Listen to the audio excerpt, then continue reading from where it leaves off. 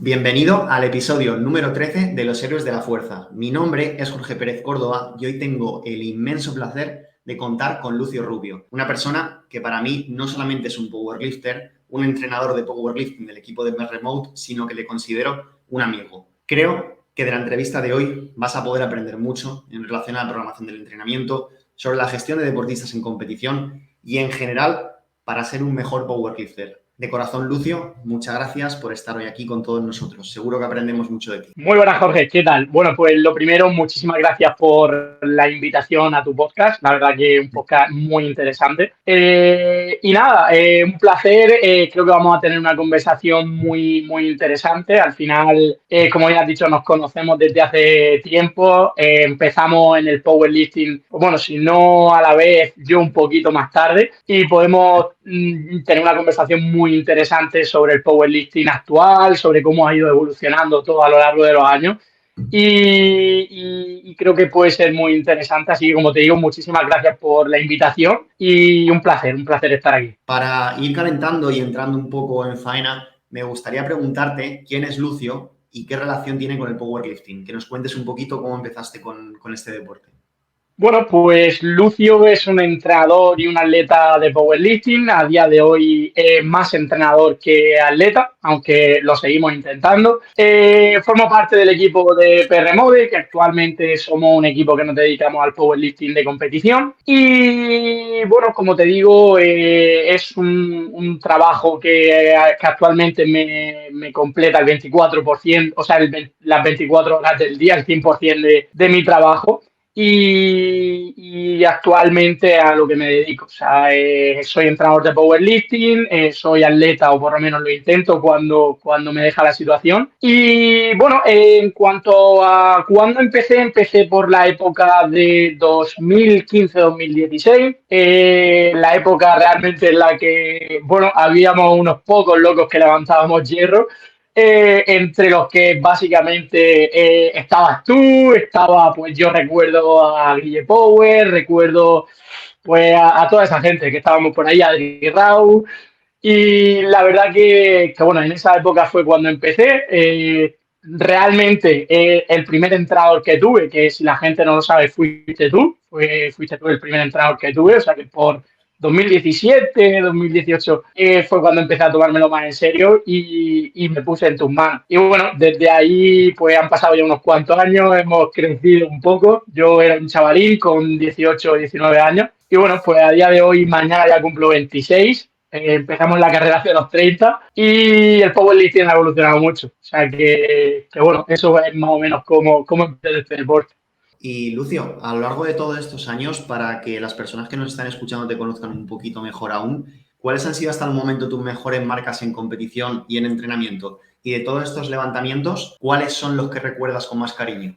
Pues a ver, yo entrenando he llegado a tirar 235 en sentadilla, he tirado 160 en banca y 265 en peso muerto. Pero es cierto que estas marcas de momento no las he podido llevar a competición. No las he podido llevar a competición por varios motivos. Uno de los motivos es porque, como te digo, al final el estar con la figura de entrenador o sea, me imposibilita mucho el hecho de poder yo centrarme en mi competición y en mi entrenamiento. Y también que he pasado por un periodo de varias lesiones. He estado 2 años encadenando lesiones, tanto de rodilla como aductor y luego lumbar, que realmente he tenido esos destellitos de poder a lo mejor entrando a hacerlo, pero cuando he llegado a competición no he podido llegar a hacer esa marca. Entonces, por ejemplo, este año me lo he tomado de descanso. Este año la idea es no competir, tomarme las cosas con mucha calma. Hemos hecho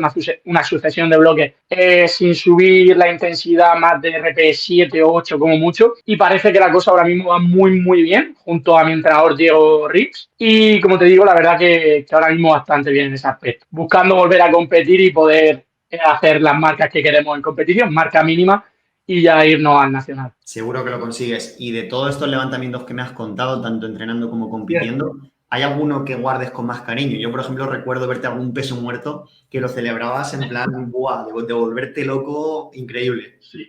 Sí, o sea, a ver, yo es verdad que soy un atleta muy sentimental. Es cierto que cada vez utilizo más el piloto automático, porque en este deporte hay que aprender a utilizar el modo automático. Pero te diría que los últimos 235 en sentadillas, después de 2 años de estancamiento, sin subir ni un kilo en ninguno de los levantamientos, fue bastante satisfactorio. Porque al final llevaba tanto tiempo sin mejorar que ya no me acordaba lo que era este deporte, que es meter kilos a una barra y hacer récords. Ya no me acordaba de lo que era eso y volver a hacerlo, la verdad que fue una pasada. Fue una pasada y me volvió a recordar un poco el por qué realizo este deporte. Quería preguntarte, Lucio, más allá de tus inicios en la competición de powerlifting, ¿cuándo empezaste a entrenar con pesas? Que nos contaras un poquito cómo fueron tus comienzos con las pesas. Pues yo creo que como el 90% de la población, bueno, cuando empezamos en el gimnasio quizá buscamos o bien perder peso o bien ganar masa muscular. Yo en este caso estaba practicando fútbol en aquella época y me quedé muy delgadito, no sé si pesaba a lo mejor unos 60 kilos. Y claro, me apunté al gimnasio con un objetivo de ganar masa muscular que realmente haciendo fútbol era bastante difícil, o sea, tenía que comer mucho, mucho, mucho, mucho. Pero bueno, lo conseguí. En este entonces yo practicaba fútbol y empecé a practicar también powerlifting a la vez, competitivas las dos, es decir, quería competir en powerlifting y jugaba en un equipo de primera autonómica en fútbol y al final me tuve que decantar. O sea, a mí me encanta el fútbol, pero me decanté por el power. No, no sé por qué, pero me decanté por el power y ya te digo, o sea, sí que es verdad que al final es que era imposible compaginar, por lo menos a nivel competitivo. O sea, supongo que a nivel lúdico se puede hacer sin ningún tipo de problema, pero a nivel competitivo por lo menos era imposible, porque cuando yo iba a hacer fútbol me notaba muy lento y cuando iba a hacer powerlifting me encontraba muy cansado. Entonces eran dos cosas que no, por lo menos como te digo, a nivel competitivo no pueden ir de la mano. ¿De qué forma dirías que ha evolucionado tu forma de ver el entrenamiento en powerlifting con el paso de los años? Pues en cuanto a la forma de ver el entrenamiento en powerlifting, o por lo menos de entrenar yo, ha cambiado, como te digo, desde una posición en la que yo iba al gimnasio como si cada día fuera una guerra. O sea, yo cada día me enfrentaba a la barra como si fuera el Valhalla, literalmente.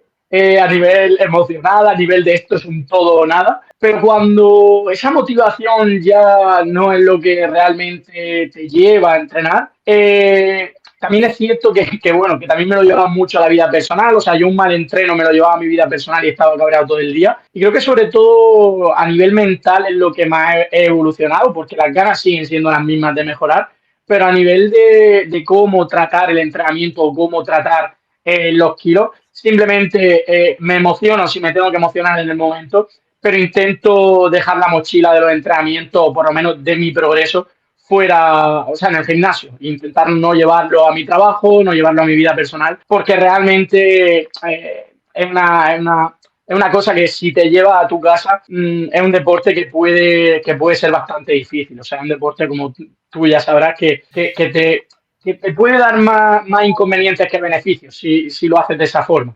Sobre esto que has comentado de tu evolución en cuanto a ver tu propio entrenamiento, si ahora te pusieras el sombrero de ser solamente entrenador, ¿dirías que ha cambiado mucho con el paso de los años tu forma de ver la programación del entrenamiento en powerlifting respecto a tus clientes? Sí, o sea, creo que al final el aprendizaje constante de tanto a nivel pues, educativo, por decirlo así, como a nivel de los propios atletas, creo que es algo fundamental. Y sobre todo el dejar que cada persona te enseñe una cosa, el no centrarte o el no eh, limitarte a solo una serie de conocimientos. Creo que es algo que yo siempre he intentado tener la mente abierta en ese sentido. Y sí que es verdad que a lo mejor yo al principio, por decirlo así, era como algo más limitado a una serie de conocimientos o pensamientos que tenía o que había aprendido.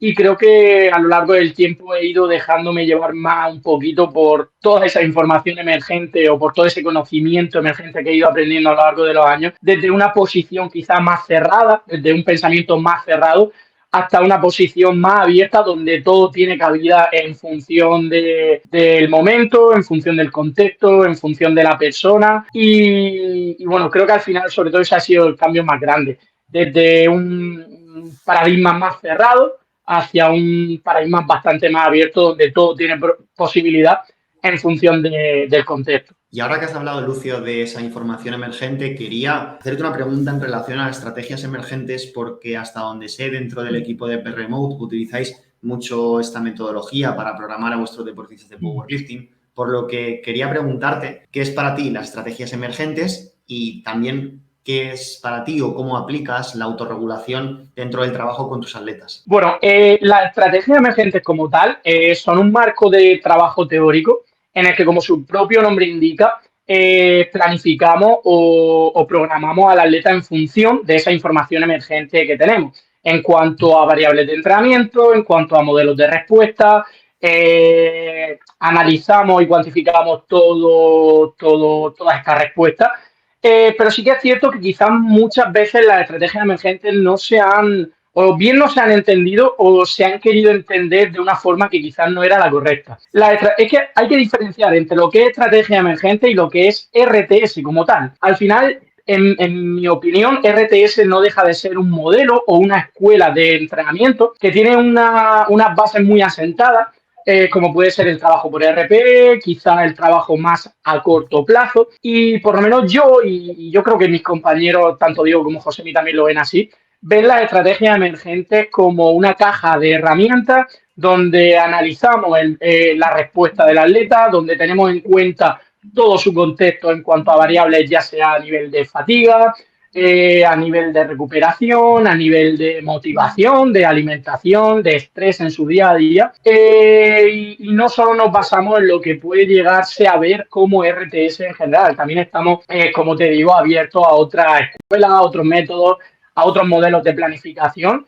Y no, o sea, al final creo que estamos derivando cada vez más hacia una forma de entrenar o hacia una forma de pensar muy abierta, como te he dicho antes, donde todas las herramientas tienen cabida en función del contexto y no cerrándonos a nada. O sea que al final, Lucio, por lo que abogáis en P-Remote y lo que tú consideras que es más adecuado, que ahí estoy de acuerdo contigo, es por un enfoque que se podría denominar como complementario, ¿verdad? Entre diferentes herramientas. Exactamente, y sobre todo yo creo que la palabra es empirista, o sea, ensayo-error. Es decir, nosotros cuando nos entra un atleta, valoramos todo su caso, es decir, vemos la carrera deportiva que ha tenido, qué cosas le ha funcionado y qué cosas no le ha funcionado, y en base a todos estos datos que nosotros tenemos antes de empezar a entrenarle, pues básicamente intentamos programar con lo que nosotros creemos que es lo que le va a funcionar. Ya después del bloque, después del protocolo que hemos propuesto, cuando sacamos conclusiones. Y por eso te digo que es sobre todo una forma empirista, porque al final nos basamos en el ensayo-error. Intentamos trabajar en lo que funciona, intentamos desechar, entre comillas, lo que no funciona, porque, bueno, si al final no funciona, ¿por qué vamos a estar trabajando una cosa que no funciona? Es decir, imagínate que ponemos una frecuencia 3 en peso muerto a un atleta y no funciona, ¿por qué vamos a estar metiendo esa frecuencia 3 si estamos viendo que no nos está llevando a una mejora del rendimiento o a una mejora en el progreso? Entonces, básicamente es eso, programar, planificar en base a lo que nosotros creemos que va a ser lo mejor en función del contexto y de la carrera deportiva, y ya en función de eso, con el tiempo, sobre todo, ir sacando conclusiones, ir cuantificando todo, ir analizando todo, haciendo, pues bueno, revisiones de los bloques, revisiones de varios bloques conjuntos y bueno, sobre todo viendo eso, si funcionan las variantes que hemos podido poner, el rango de repeticiones que hemos expuesto, el split que hemos decidido realizar, y en todo esto pues sacar básicamente conclusiones que nos permitan trabajar con esa persona y hacerle mejorar para el futuro. Y más allá, Lucio, de este enfoque empírico y complementario, ¿tomas en la práctica o llevas a cabo algún tipo de estrategias de autorregulación con tus deportistas para que ellos mismos se puedan gestionar a su estado de forma diario? Bueno, pues en cuanto al tema de la autorregulación, ahora mismo mi compañero de equipo Diego ha hecho un Excel brutal, porque la verdad que se le da genial el tema de los Excel. Y tenemos una autorregulación que ya no solo es a nivel semanal o a nivel de cada serie, sino que tenemos una autorregulación de cada ejercicio, de cada protocolo que proponemos, a través de una serie de preguntas, como puede ser cuánto estresado estás ese día, cómo has dormido, cómo de descansado te notas, cómo de bien o mal has comido.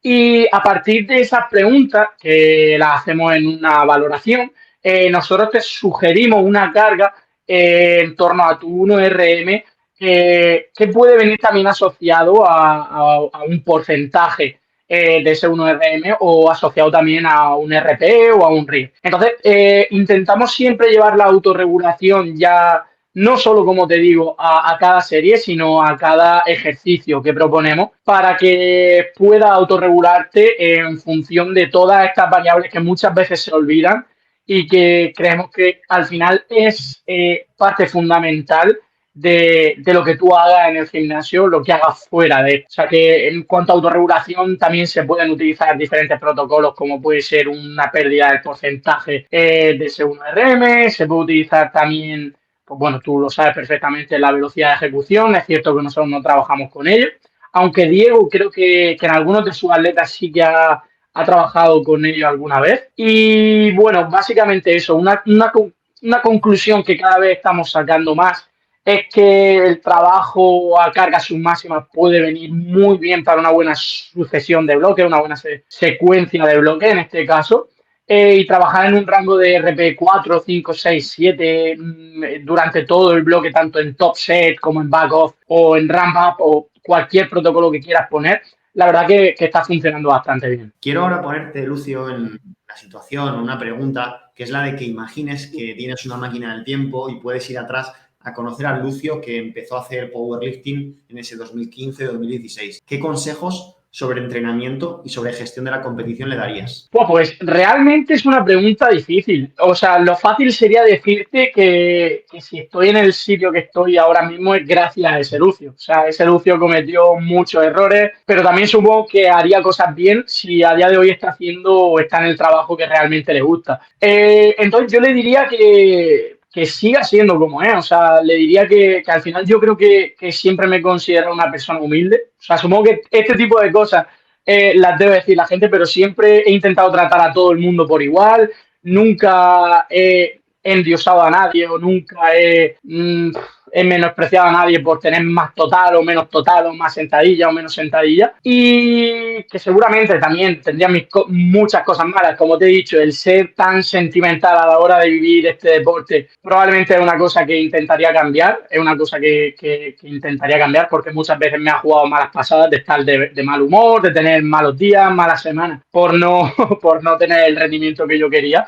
Y probablemente ese es uno de las cosas que le diría, que no se tome esto tan en serio, que al final no deja de ser un hobby y que muchas veces aun dando tu 100%, esto es una cosa que he aprendido y que me encantaría poder decírselo, y es que dando tu 100%, de, vale, me voy a cuidar la alimentación perfecta, de voy a dormir 10 horas todos los días, de voy a hacer esto perfecto, esto perfecto, esto perfecto, es una cosa, es un arma de doble filo, porque si sale bien, de lujo, pero en la mayoría de ocasiones y muchas veces, aun dando tu 100%, no va a obtener el rendimiento que quería. Entonces también otra de las cosas a raíz de eso que le diría es que tenga mucho cuidado con las expectativas. O sea, creo que cuando empezamos a entrenar, cuando llegamos a 200 kilos ya estamos pensando en 250, cuando llega a 250 ya estás pensando en 300 y creo que hay que no llegamos a valorar realmente lo que hacemos en el momento porque siempre estamos pensando en lo que realmente queríamos hacer. Entonces, esa sería una de las cosas que le diría, que tuviera cuidado con las expectativas porque meter 5 kilos a la barra a lo mejor lo hace en un mes o a lo mejor te cuesta 2 años hacerlo. Entonces, esas expectativas, mejor que los kilos vayan llegando con el trabajo que vas haciendo, que siempre se mueva en un rango de dar un 70-80%, que el 20% de tener una cena, de salir un día a tomarte una cerveza con tus amigos, es muy, muy importante, es totalmente importante. O sea, diría que la cosa más importante que yo le diría y que no se obsesionara tanto. Es interesante y curioso el hecho de que la mayor parte de entrevistados que tienen experiencia en competición de powerlifting de más de 1 y 2 años me han dicho lo mismo que me has dicho tú, Lucio. Es decir, que es muy importante invertir nuestro tiempo no solamente en el powerlifting, sino en otras actividades, porque al final es algo que nos va a beneficiar mucho. Quiero ahora preguntarte sobre lo que estábamos hablando de las estrategias emergentes y de la programación. Y la cuestión es si crees que es compatible un enfoque basado en las estrategias emergentes con uno más clásico en la línea de la periodización por bloques. Sí, ¿por qué no? O sea, al final es lo que te he comentado antes. En las estrategias emergentes puede entrar todo. O sea, y dentro de ese todo se puede dar a que un atleta, por ejemplo, le funcione muy bien una periodización top-down donde trabajemos por bloques. Es decir, a lo mejor se puede dentro de esa utilización de bloques trabajar por RPE, dentro de esa utilización de bloques trabajar con carga fija, con porcentaje. Entonces, ¿por qué no? O sea, al final sí que es cierto que creo que a lo mejor una periodización top-down, como se entiende, puede tener ciertas limitaciones, como puede tenerlo todo, pero puede llegar a utilizarse o puede ser una herramienta de cara a las estrategias emergentes siempre que se adapte bueno, a tu forma de trabajar. No, yo, como te digo, nunca diría esto no vale o esto no sirve, porque siempre puede tener una aplicabilidad. Es más, ¿quién soy yo para decir que una top-down no es buena o no puede llegar a ser que un atleta progrese si hay cientos o muchos atletas o muchos entrenadores que trabajan con ella, que les funciona, que va bien? Entonces, ¿quién soy yo para decir que no es bueno? O sea, al final los resultados hablan por sí solos. Entonces ahí al final reside un poco lo que comentabas antes, ¿no, Lucio? Sobre esos dos enfoques, como son el abajo arriba y el arriba abajo, que realmente son complementarios y que no son excluyentes, ¿verdad? Sí, a día de hoy, fíjate, Jorge, que creo que trabajar en un marco de estrategias emergentes, por ejemplo, con una persona novata o una persona que esté empezando, es bastante complicado, porque tú realmente, vamos a ser sinceros, o sea, hay gente que sí, que nos tomamos muy en serio esto, somos sota, caballo, rey, pero hay otras personas que a lo mejor no pueden, una semana tiene el protocolo de 4 días, pero solo entrenador, luego tiene que hacer un entrenamiento la semana siguiente. Entonces aquí el time to peak, todo ese tipo de cosas dejan de tener sentido. O una persona que descansa 3 horas, que tiene un estrés increíble, todo eso realmente ni puede sacar time to peak, ni puede sacar un modelo de respuesta. Entonces muchas veces en estos casos el método top-down no es una mala opción. Yo en algunos atletas, sobre todo hace unos cuantos años, o en el último año también, ¿por qué no? Atletas novatos, atletas que necesitan hacer algo más sencillo, propone una sucesión de bloques que no tiene por qué ser hipertrofia, volumen, picking, tapering, no tiene por qué ser así, pero sí quizá con bloques más preestablecidos, con, oye, vamos a hacer esto, esto y esto, y puede funcionar muy bien, porque al final tiene clara la hoja de ruta, y al final creo que para trabajar en un marco de estrategia emergente se debe tener ya no solo experiencia como atleta, sino que se deben tener conocimiento sobre el entrenamiento. Quería preguntarte qué consejos puedes dar a un entrenador que nos esté escuchando para que ayude mejor a sus deportistas de powerlifting durante la competición. Bueno, pues uno de los consejos que primeramente le daría es sobre todo que intente ver toda la cantidad de competiciones posibles, ya no solo a nivel nacional, sino a nivel internacional. El consumir muchas competiciones te van a ayudar para ver cómo trabajan otros entrenadores en cuanto a timing de calentamiento, en cuanto a estrategias de competición. Y creo que es una cosa muy importante. O sea, si tú llegas tu primer día como entrenador y realmente no has visto ni una competición, probablemente estés totalmente desbordado. Entonces, esa es una de las cosas que primeramente recomiendo, que te empapes de muchas competiciones, de muchos entrenadores, de ver cómo lo hacen los demás. Luego, en segundo lugar, creo que una cosa muy importante, sobre todo cuando estás empezando, es que intente ir al mayor número de competiciones posible. Es caro, o sea, todos sabemos que desplazarse es caro, pero al final tienes que verlo como una inversión. Yo al principio, por ejemplo, a lo mejor llevaba 1 o 2 atletas a la competición que iba, pero al final también es una forma, es un escaparate para que te vean, un escaparate para otros posibles atletas y sobre todo una forma de aprender. O sea, tú te puedes saber toda la teoría, que hasta que no estás allí, no sabes cómo vas a gestionar tus nervios, porque como entrenador se está muy nervioso también, no sabes cómo vas a gestionar tus nervios, no sabes cómo vas a gestionarte si tienes más de un atleta.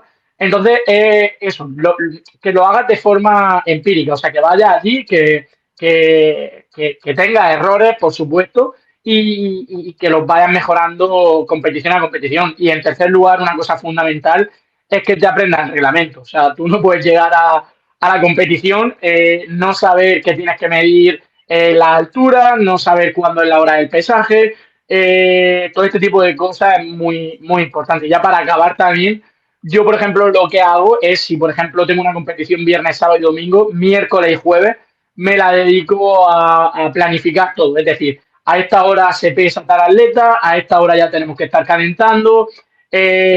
También una cosa que hemos implementado ahora que está bastante bien es una hoja de ruta con 3 opciones para la competición, es decir, una opción A en el día que tú te encuentres muy bien, una opción B el día que tú no te encuentres tan bien y una opción C si las cosas no son como queríamos.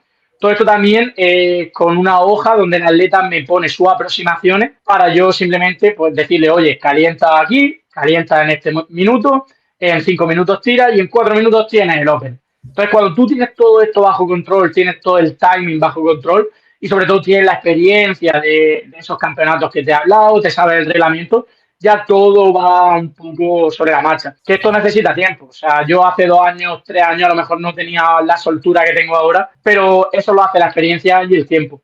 Como bien dices, Lucio, es importantísimo adquirir toda esa práctica y esa experiencia real dentro de una competición, ya no solamente en la faceta como deportista, sino como entrenador. Quería preguntarte, Lucio, más allá de la programación del entrenamiento en Power y todo lo que hemos hablado sobre las estrategias emergentes, la autorregulación, la gestión de deportistas en competición, ¿cuál ha sido tu experiencia más memorable, divertida o curiosa entrenando y en competición? Buah, pues tengo muchas, ¿eh? O sea, realmente los entrenamientos que hacíamos con Joseda, con el Presi, esa época del Esparta, cuando el Esparta estaba realmente con un rack, una barra, la recuerdo con muchísimo cariño, porque esa época era como que todos empujábamos a tope. Creo que el powerlifting ahora se ve de una forma diferente, a lo mejor algo más competitivo, ya las competiciones ya no va a disfrutar o en la mayoría ya vas con algo más, pero sobre todo esa ingenuidad de estar entrando con gente, compartiendo gustos con algo que simplemente conocéis vosotros. Creo que esa época era muy chula, te teníamos como un referente, o sea, tú eras el que iba a europeo, tú eras el que competía en nacional y me acuerdo hasta un vídeo que te mandamos, ese vídeo no sé, ese vídeo no sé, ese vídeo que te mandamos ánimo y la verdad, esa etapa la recuerdo con mucho, mucho, mucho cariño. Y bueno, a día de hoy, sobre todo, una experiencia que me llevo también es el europeo. El año pasado fue mi primer europeo como entrenador y era una cosa literalmente con la que yo soñaba desde que entrenaba en ese Esparta con esa gente y verme allí con los mejores entrenadores de Europa, con ver cómo entrenaban, entrené con Kustev y todo un día. Haciendo sentadillas, eso fue una pasada. O sea, para mí esa experiencia en el europeo fue una locura, la verdad. Que luego, por cierto, blanqueó y nosotros lo estábamos viendo. Estábamos entrando con él y dijimos, no está bajando. Y el pobre que tenía posibilidades de hacer cosas en 93, acabó blanqueando por profundidad este año. O sea que, sí. Pobre. Quería, para ir cerrando la entrevista, preguntarte ahora, Lucio, acerca de un tema al que pregunto a los héroes que pasan por el podcast, como es tu caso, y es que quiero que más o menos nos cuentes cómo te organizas el día a día desde que te despiertas por la mañana hasta que te acuestas por la noche y qué consejos generales o recomendaciones nos das para lograr conciliar mejor el powerlifting con el resto de nuestra vida. Vale, pues actualmente yo tengo una rutina totalmente prefijada, o sea, casi todos los, por lo menos de lunes a viernes hago todos los días lo mismo y a lo mejor los días que tienen algo diferente son los sábados y los domingos y es más de lo mismo. Yo me levanto todos los días a las 9 porque una cosa en mi vida que odio es madrugar, o sea, yo madrugar es algo que no puedo, o sea, me levanto de mal humor de toda la vida. Entonces, ya a las 9 me pongo a trabajar, ya sea en la creación de contenido, para TikTok, para Instagram, de 9 a 2 casi, o sea, todos los días, tanto creación de contenido para Instagram como para TikTok. Y sobre todo, una cosa que intento todos los días es contestar, dar feedback a mi atleta. Es decir, yo intento dar un feedback diario, que no es algo que sea o sea, totalmente fundamental. O sea, muchas veces lo he hablado con Josemi y con Diego, que esto es algo que realmente lo hago porque yo quiero, pero que tampoco es necesario un feedback diario. O sea, tú podrías tener un feedback semanal de 3 4 días sin ningún tipo de problema. O sea, no considero que sea mejor hacer un feedback diario, pero sí que es una forma que a mí me funciona bien el hecho de estar quizá más cerca del atleta en ese sentido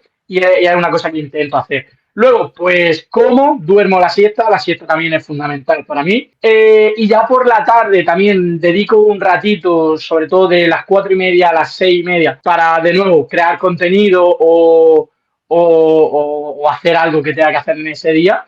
Y ya de las 7 a las 10 11 casi todos los días el entrenamiento.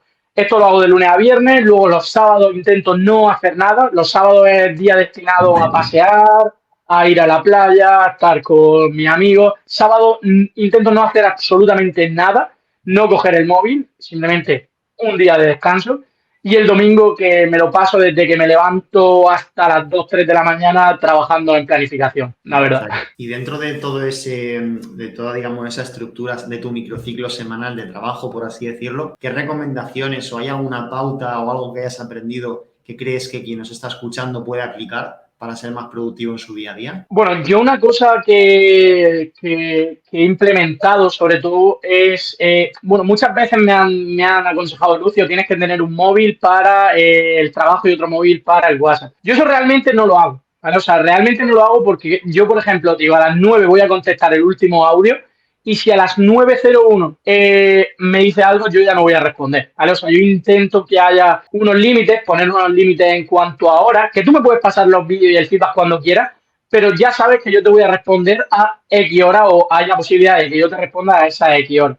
Entonces, un sábado, por ejemplo, tú ya sabes que yo no te voy a responder, ¿vale? Tú me puedes mandar un vídeo el sábado, pero te voy a responder el domingo seguramente. Entonces, eso es una cosa que intento hacer, ponerme límites porque si no es que nunca va a tener fin, o sea, siempre va a responder algo, siempre... Y bueno, en cuanto a planificación, el hecho de sobre todo planificar con vista a semanas, yo por ejemplo esta semana ya sé el contenido que voy a grabar.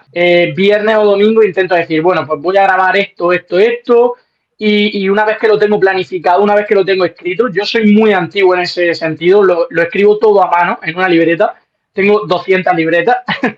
Y lo intento escribir todo a mano, es decir, esta semana voy a hacer esto y esto, voy a intentar hablar de esto, y parece que cuando lo tengo escrito es cuando realmente lo hago, cuando no se queda en una idea simplemente. Eso que comentas, Lucio, es muy importante, el hecho de poner por escrito nuestros pensamientos para ordenarlos y sobre todo para tener un plan de acción claro. Quería preguntarte sobre o en relación a tu desarrollo personal, deportivo y profesional, ya que me gustaría también que compartas qué libros, películas o recursos educativos nos recomiendas para seguir aprendiendo sobre todo lo que hemos estado hablando hoy. Bueno, pues una cosa súper básica a la hora de empezar a aprender, ya no solo por legalidad, que realmente no es una cosa que esté regulada, es hacer la carrera de ciencias del deporte, o sea, o el TAFAT. Ya no te hablo como te digo, por legalidad, que también. Al final creo que ahí es donde se aprenden las bases, tanto de biomecánica como de fisiología, como las bases del entrenamiento, ya no solo las bases a nivel físico, sino cómo tratar con otras personas. También se dan algunas asignaturas de empresa por si quieres, bueno, al final todos esos conocimientos transversales que tan importantes son, el hecho de tratar con otras personas, cómo hacer ciertas cosas, es muy importante. Entonces, yo te diría que lo primero es eso, o sea, yo creo que lo primero es tener una base para luego poder irte a lo más específico. Y entrando ya un poquito en lo más específico, yo siempre he recomendado el canal de RTS, tanto en YouTube como el curso que tienen, que el curso es un curso que la verdad es muy específico, es un curso que es muy detallado y que de verdad te impregna de lo que es el powerlifting. A día de hoy me gusta mucho el podcast de Data Driven Strength. Me gusta mucho el canal de suscripción de Powerlifting Now. Siempre, o sea, uno de los referentes que también he tenido es JP Cauchi, que es un una persona que ha compartido siempre un contenido excelente. Y en cuanto al libro, así también más específico, me ha gustado mucho los trabajos que tiene Greg Nuckols en cuanto a técnica de los ejercicios. Tiene varios manuales hablando de sentadilla, de banca, de peso muerto. El libro de Super Training, el manual de entrenamiento de fuerza. Luego algo más básico también, creo fundamental, las pirámides del entrenamiento de Eric Hens, que creo que es algo que todo el que vaya a hacer entrenamiento de fuerza, como te digo, para tener las bases también es importante. Y bueno, diferentes podcasts, diferentes, pues bueno, incluso Instagram o canales de YouTube de gente que siempre te van a aportar. O sea, al final también aprendo mucho de mis compañeros, aprendo mucho de Josemi, aprendo mucho de Diego.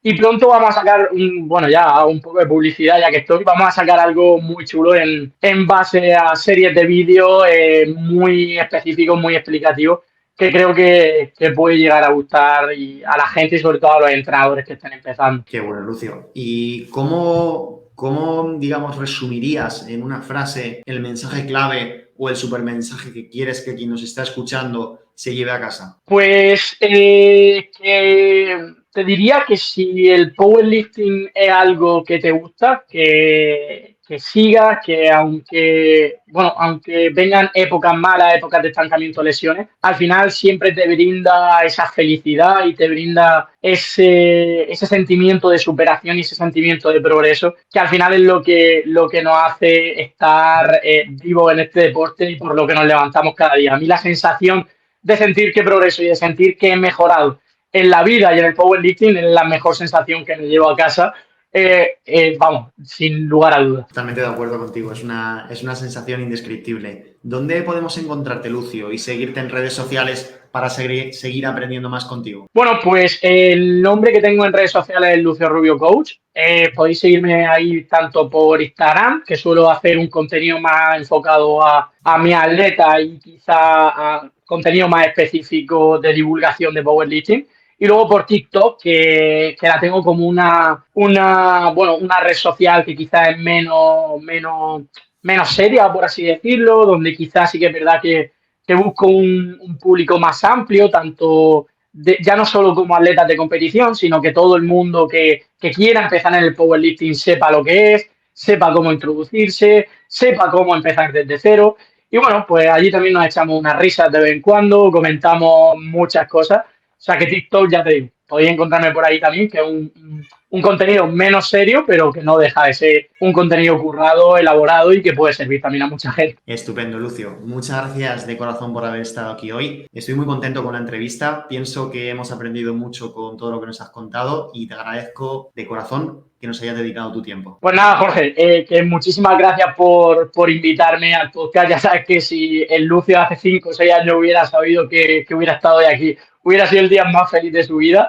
Y nada, decirte que ya sabes que en PR Mode y en mi casa siempre vas a tener un hueco para lo que te haga falta. Que nosotros también seguramente te invitaremos pronto a uno de estos vídeos que te he comentado, si tú quisieras venir, y que para futuras mesas redondas, para todo lo que me necesites, ya sabes que aquí en Lorca tienes a una persona dispuesta a contar en tu equipo siempre que tú quieras. Así que nada, muchas gracias. Muchas gracias, capitán. Nos vemos pronto. En el episodio de la semana que viene contaremos con Virginia Martín, powerlifter y entrenadora especializada en powerlifting femenino, que nos va a compartir una serie de claves prácticas sobre programación del entrenamiento en mujeres. Muchas gracias de corazón por estar aquí. Nos vemos en el siguiente episodio.